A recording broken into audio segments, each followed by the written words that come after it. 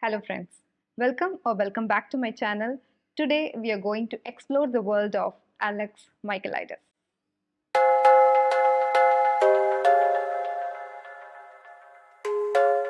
So if you have been reading thrillers and murder mystery for quite some time now, you must have heard his name, or you must have heard his books at least, which are very popular out there. He has written 3 books, and in the order of publication, we have The Silent Patient, The Maidens, and The Fury. The Silent Patient is a story about a psychologist named Theo Faber, and he has to deal with a very weird patient who has literally stopped speaking even a word after killing her husband. So this is entirely set in a mental asylum, and the atmosphere, the airiness, and there is a suspense attached to it. Everything is perfect for a thriller book. On the other hand, The Maidens is a dark academia book. The story follows Mariana. Mariana has lost her husband recently and she's struggling with her grief. And she also has to take care of her niece who has lost her best friend who has been murdered. And The Fury is also about a murder of a famous movie star called Lana in a very private Greek island. Now, there are some common factors in his books that he usually uses during the storytelling, and some of them we are going to dissect today. So let us go one by one. And the first one is, as you have already know, that a common thing in all his books is murder. That's right, it starts with a murder or it ends with a murder, but murder is a persistent factor in all his books, without which he cannot write the story around. The second factor in his books are suspenseful and unreliable narrators. This I have found common in all his books.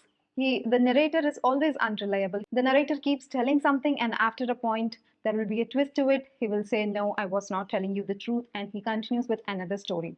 This is a common factor in all his books, and sometimes it gets to your nerves. And the third factor, which I almost love, is the psychological fragments. He goes deep into the minds of the characters, and he gives psychological factors to attribute to their behavior, which is a very common thing in all his books. You can rely upon reading the minds of the characters through his writing. The fourth one is therapy sessions. Therapy sessions are very common in all his books, and you will find at least one character sitting down to a therapist and talking about his childhood trauma, which is also another factor which is very, very common in his book. He will always attribute a character's behavior to his past traumatic childhood. And the fifth one, a very interesting one, is I think the author loves Greek mythology, so he uses that Greek mythology as one of the support pillar to tell the story around. He will take a story of a god or a goddess from Greek mythology and compares it to the characters of his own world. And he does it beautifully, I should say. I love reading that analogy of Greek mythological characters and the present characters that he is writing about. I am a huge fan of Greek mythology. I do read a lot of Greek mythology retellings. So this was a very appealing factor to me. That is why I keep going back to his books. The sixth and the last one is very weirdly, he does cameos, in the sense that one character from a book will come in the other books of his, and it is kind of intertwined. He is creating a world, a kind of MCU, low-key MCU, and one of the character, for example, Theo Faber from The Silent Patient, his name is mentioned and his story is being told in Maidens and in Fury too. This may be a spoiler, but it does not give away any kind of suspense from the books. So I hope that is okay. But this kind of intertwined character references is something very, very good. I love the fact that I got that reference and I could relate to it. That is a very great thing. And one more common factor in his writing is the characters have poor development. I feel that you cannot empathize or you cannot relate to the characters because it is not fully, the character arc is not fully grown. It's kind of thrown at you. The suspenses, the twists, and the turns are all thrown at you, so you are not able to relate to the characters. That is one point that I have always felt in his books and in his characters. But nonetheless, he this does not take away the thrill of reading a thriller book. As for the ranking of these books, let's start off with the least favorite of mine and the recent read of mine, that is The Fury. So the unreliable narrator I spoke about a few minutes ago, he is really very unreliable in this book.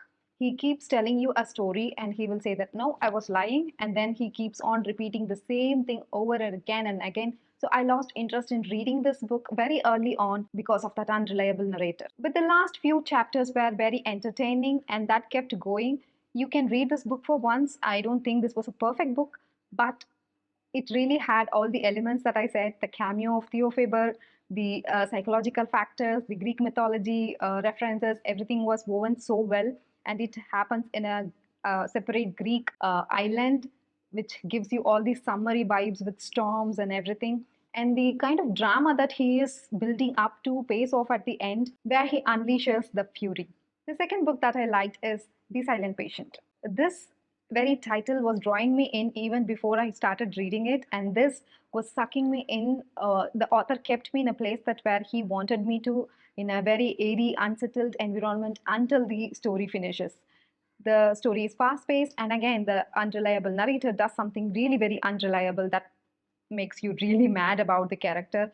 But nonetheless, this is one of the greatest twists that I've learned while reading a book. It was so like jaw dropping and it was very, very fun to read. I have another video where I speak about my detailed thoughts about this book, and I'll try to link that down below if you want to check that out. And at number one, we have The Maidens. I ranked this number one because I read it in a single sitting. I started it at 7 in the evening and I ended up reading it all through the night and finished it 2 a.m. in the morning. It was so good, so fast paced, and keeping me at the edge of the seat throughout the reading time. I loved the twist, I loved the pacing, I loved the character, and it is all summary. I love the fact that it is dark academia. We have pretentious group of friends, and it is a kind of cult that's happening there. There is a murder, and it is also good of a time for a dark academia lover. So naturally, this tops the list in all three of the other books. So guys, this is the ranking here. We have Fury, The Silent Patient, and on the top, The Maidens. This is my personal taste. This is my personal ranking. It can differ to person. I totally agree, and I am ready to agree upon our disagreement. So this video, I hope, was helpful for you to decide which one of Alex Michaelides' books to pick. Let me know in the comments below which one interests you. And let me know if you have already read it and loved it. And let me know your thoughts about these books. I would love to chat with you guys. So I'm planning to create a series of this kind of videos exploring different authors. If that is something you want to watch, please let me know in the comments. That will be very helpful for me to decide whether to do it or not. And also let me know your favorite author. Just anything bookish, you can talk to me. I will be available in the comments. So that is pretty much it, guys. These are all my thoughts that I wanted to share with you today. Until I see you in a very next video with a bookish content, this is Sushmita signing off.